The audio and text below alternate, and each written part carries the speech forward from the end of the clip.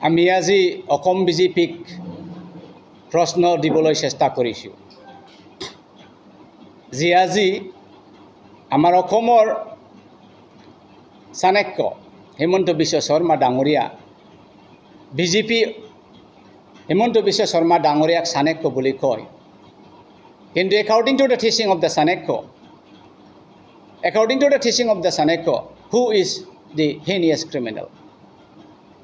যিজনে দূৰত অহা মানুহৰ কাৰণে থাকিবলৈ ঠাই নিদিয়া আৰু তেখেতক আদৰ নকৰা according to Chanakya advice and teaching সেই মানুহজনে heinous criminal যদি আজি আমি চাওঁ ওকে আপুনি ধৰি লৈছা সেই চিপাঝাৰৰ যিবিলাক বেদখলত আছিল সেই সকলো বাংলাদেশী সেই সকলো foreigner but what happened to NRC crore crore টকা আমি খৰচ কৰি পেলাই NRC কৰিছিল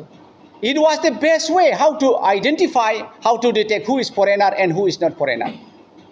আপুনি আজি আপোনাৰ NRC fail হৈছে the mission of NRC is fail therefore you take the role of Mahishasur সেইকাৰণে আমি বিজেপিক প্ৰশ্ন দাঙিবলৈ সুধিছোঁ চেষ্টা কৰিছোঁ যে আপোনাৰ মাজত হিমন্ত বিশ্ব শৰ্মাকে ভাল মানুহ CMৰ যোগ্যতা নাই নেকি আৰু যদি আছে আপুনি ইয়াৰ ওপৰত চিন্তা চৰ্চা কৰাটো ভাল নহ'লে অসমখনক যে ধ্বংস হৈ আছে Assam is destroying it is very sure and certain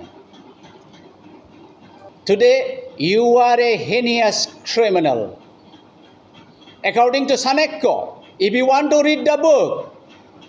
by Pandit Asayani Sharma, go to page number 72. You will see the advice and teaching of Chanakya, and from that day on, you will realize that you are not a Chanakya. Rather, according to Chanakya, you are a heinous criminal. Thank you.